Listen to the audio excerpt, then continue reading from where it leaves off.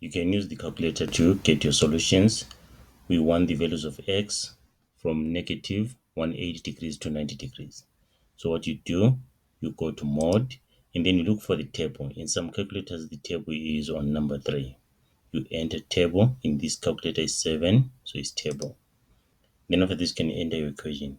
You want to put this one, positive 49,1 degrees plus 180 times k.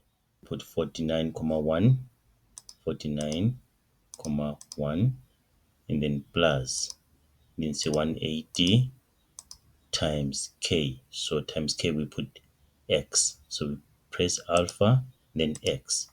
See that? And then that's our first equation, positive 49,1 there as our reference angle. Then press equals.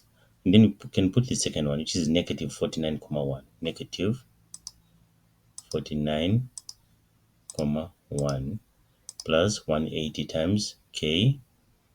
So it's 180 times k. We say alpha x. And then equals. Then you can start, let's say, from negative 2. And then up to, say, 2. And then it's saying steps 1. It's like you're entering negative 2, negative 1, 0, 1, 2, like that. Okay. Where there's k, you're putting negative 2, negative 1, 0, 1, 2. Right. Then you press equal sign.